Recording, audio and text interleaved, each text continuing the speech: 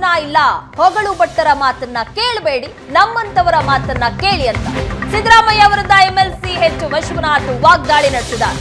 ಹಠ ಮಾಡೋದ್ರಿಂದ ಯಾವುದೇ ಪ್ರಯೋಜನ ಇಲ್ಲ. ಹೊಗಳು ಭಟ್ಟರ ಮಾತನ್ನ ಕೇಳೋದನ್ನ ನಿಲ್ಲಿಸಿ ನಮ್ಮಂತವರ ಮಾತನ್ನ ಕೇಳಿ ಅಂತ ಸಿದ್ದರಾಮಯ್ಯ ವಿರುದ್ಧ ಎಚ್ ವಿಶ್ವನಾಥ್ ವಾಗ್ದಾಳಿ ನಡೆಸಿದ್ದಾರೆ. ನಿಮ್ಮ ಹೆಸರಲ್ಲಿ ದುಡ್ಡು ಮಾಡುವ, ಚಮಚಾಗಿರಿ ಮಾಡುವವರ ಮಾತನ್ನ ಕೇಳಬೇಡಿ. ರಿಯಲ್ ಎಸ್ಟೇಟ್ ಗಿರಾಕಿಯನ್ನ ತಂದು ನಗರಾಭಿವೃದ್ಧಿ ಸಚಿವರಾಗಿ ಮಾಡಿದ್ರಿ. ಬೇರೆಯವರಿಗೆ ರಾಜೀನಾಮೆ ಕೊಡಿ ಎನ್ನುವ ನೀವು ಯಾಕೆ ರಾಜೀನಾಮೆ ಕೊಡ್ತಾ ಇಲ್ಲ ಅಂತ ಪ್ರಶ್ನೆ ಮಾಡಿದ್ದಾರೆ. ಸಿಎಂ ಪಿಎಂ ಯಾರೇ ಇರಲಿ, ಕಾನೂನಿನ ಮುಂದೆ ಯಾರು ದೊಡ್ಡವರಲ್ಲ. ಸ್ನೇಹಮಯಿ ಕೃಷ್ಣ ಸಿಎಂ ಅನ್ನ ಈಚೆಗೆಳೆದಿದ್ದು ಸಂವಿಧಾನದ ಬಲದಿಂದ. ಸಿದ್ದರಾಮಯ್ಯ ಕಾನೂನಿಗೆ ತಲೆ ಬಾಗ್ಲೇಬೇಕು ಅಂತ ಎಚ್ ವಿಶ್ವನಾಥ್ ವಾಗ್ದಾಳಿ ನಡೆಸಿದ್ದಾರೆ. ಕಾನೂನಿನ ಮುಂದೆ ಯಾರು ದೊಡ್ಡವರಲ್ಲ. ಮುಖ್ಯಮಂತ್ರಿ ಇರ್ಬೋದು, ಪ್ರಧಾನಮಂತ್ರಿ ಇರ್ಬೋದು.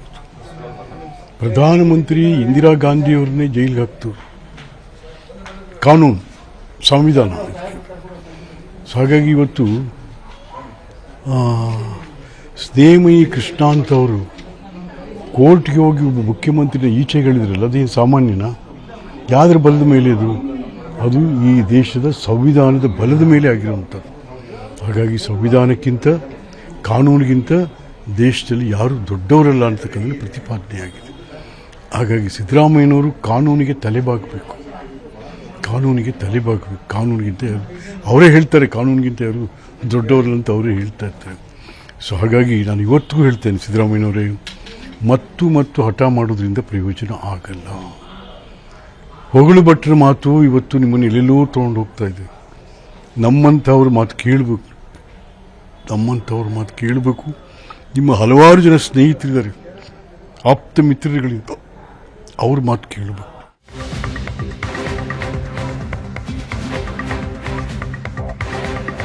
ಇನ್ನು ಮತ್ತೆ ಮಾತನಾಡಿರುವಂತಹ ಎಚ್ ವಿಶ್ವನಾಥ್, ಸಿದ್ದರಾಮಯ್ಯ ಸಿಎಂ ಮಾಡೋದಕ್ಕೆ ಕಾಂಗ್ರೆಸ್ ಸೇರಿಸಿದೆ. ಈಗ ಯಾಕಾದ್ರೂ ಕಾಂಗ್ರೆಸ್ಗೆ ಕರೆದುಕೊಂಡು ಬಂದು ಅಂತ ಅನ್ನಿಸ್ತಾ ಇದೆ. ಕಾಂಗ್ರೆಸ್ ರಾಜ್ಯದಲ್ಲಿ ಅವಸಾನ ಸ್ಥಿತಿಯನ್ನ ತಲುಪ್ತಾ ಇದೆ ಅಂತ ಎಚ್ ವಿಶ್ವನಾಥ್ ಹೇಳಿದ್ದಾರೆ. ಸಿದ್ದರಾಮಯ್ಯಗೆ ತನ್ನ ಪಂಚೆ ಕಪ್ಪಗಾಗಿರೋದು ಕಾಣ್ತಾ ಇಲ್ಲ. ರಾಜೀನಾಮೆ ಕೊಡಿ ಅಂತ ನಾವು ಹೇಳ್ತಾ ಇಲ್ಲ, ಕಾನೂನು ಹೇಳ್ತಾ ಇದೆ.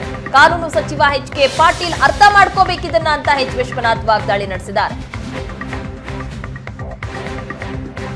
ನಾನು ಸಿದ್ದರಾಮಯ್ಯನ ಮುಖ್ಯಮಂತ್ರಿ ಮಾಡೋದ್ರಲ್ಲಿ ನನ್ನ ಮೇಜರ್ ರೋಲ್ ಕಾಂಗ್ರೆಸ್ ಸೇರಿಸಿ ಅವನು. ಬಟ್ ನಾನು ಈಗ ಅನಿಸ್ತಾ ಇದ್ದೆ, ಈ ಮನುಷ್ಯನ ಯಾಕಾದ್ರೂ ಕಾಂಗ್ರೆಸ್ಸಿಗೆ ಕರ್ಕೊಂಬಂದ್ರಪ್ಪ. ಕಾಂಗ್ರೆಸ್ ಏನಾಗ್ತಾ ಇದೆ ಇವತ್ತು ಕರ್ನಾಟಕದಲ್ಲಿ? ಕಾಂಗ್ರೆಸ್ ಇವತ್ತು ಅಸಮಾನ ಸ್ಥಿತಿಗೆ ಹೋಗ್ತಾ ಇದೆ. ಆವಾಸ ಕಾಂಗ್ರೆಸ್ ಸಿದ್ದರಾಮಯ್ಯ ನಿನಗೆ ಮುಖ್ಯಮಂತ್ರಿ ಮಾಡಿದಂಥ ಪಾರ್ಟಿ ಅದು.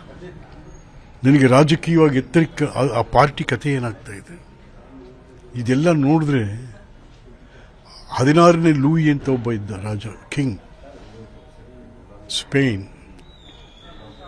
ಅವನಿಗೆ ಕೇಳ್ತಾರೆ ಮೀಡಿಯಾದರು, ನಿನ್ನ ನಂತರ ಯಾರು ಅಂತಾರೆ.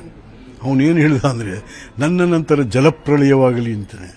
ಜಲಪ್ರಳಯ ಆದರೆ ಯಾವನು ಬದುಕಿರಲ್ವೋ, ಹಾಗೆ ಸಿದ್ದರಾಮಯ್ಯ ನನ್ನ ನಂತರ ಜಲಪ್ರಳಯವಾಗಲಿ ಅಂತ. ಸೊ ಇದೆಲ್ಲ ಭಾಳ ತಾನು ಅಧಿಕಾರ ಕೊಟ್ಟಂಥ ಪಕ್ಷವನ್ನು ಇವತ್ತು ನೀವು ಧಿಕ್ಕರಿಸ್ತಾ ಹೋಗ್ತದೆ. 40 ವರ್ಷ ರಾಜಕಾರಣದ ಒಂದೇ ಒಂದು ಕಪ್ಪು ಚುಕ್ಕಿ ಇಲ್ಲ ಅಂತ ಹೇಳ್ತಿದ್ರು. ಎಷ್ಟು ಚುಕ್ಕಿ ಇದ್ದಾವೆ? ನಾನೇನು ಮೊದಲೇ ಸ್ಟಾರ್ಟಿಂಗಲ್ಲಿ ಏನು ಹೇಳ್ತೀನಿ, ನಾನು ಸಿದ್ದರಾಮಯ್ಯನವರೇ ದಯವಿಟ್ಟು ನಿಮಗೆ ಕಾಣ್ತಾ ಇಲ್ಲ, ನಿಮ್ಮ ಪಂಚೆ ಕಪ್ಪಾಗಿರೋದು ಕಾಣ್ತಾ ಇಲ್ಲ, ನಿಮ್ಮ ಒಳಗಡೆ ಅಂಡರ್ವೇರೆಲ್ಲ ಕಪ್ಪಾಗೋಗಿದೆ. ಆಗ ಪಂಚೆನೂ ಕಪ್ಪಾಗ್ತಾ ಇದೆ. ತೀರಾ ಕಪ್ಪಾಗೋದ್ರೆ ಮುಡ್ಲ ಸರ್ ಮಾಡ್ಕೊಳ್ಳಿ ಅಂತ ಹೇಳಿದೆ ನಾನು.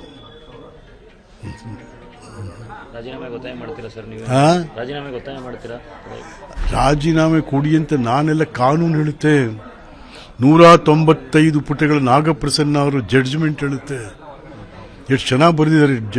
ಹಾಗಾದ್ರೆ ನೀವು ನಿಮ್ಮ ಮಂತ್ರಿಗಳು ನೀವೆಲ್ಲ ನಾನೇನು ಮಾಡಿದ್ದೀನಿ ತಪ್ಪು ಆದರೆ ನಾಗಪ್ರಸನ್ನ ಅವರು 195 ಪೇಜ್ಗಳ ತೀರ್ಪು ನಿಮ್ಗೇನು ಅರ್ಥ ಆಗ್ತಾ ಇಲ್ವಾ? ನಾನು ಕೇಳ್ತಾ ಇದ್ದೀನಿ, H K Patil, you are the law minister, guide your chief minister properly. ಏನ್ರಿ ಕಾನೂನು ಮಂತ್ರಿ ನೀವು? ಹೇಳಬಾರ್ದ ಮುಖ್ಯಮಂತ್ರಿಗಳು, ಇಲ್ಲ ಸರ್ ಈ ಥರ ಇದೆ.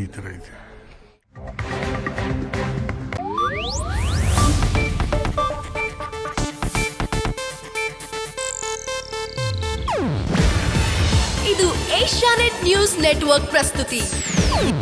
ನೀವು ನೋಡ್ತಿದ್ದೀರಾ ಏಷ್ಯಾನೆಟ್ ಸುವರ್ಣ ನ್ಯೂಸ್.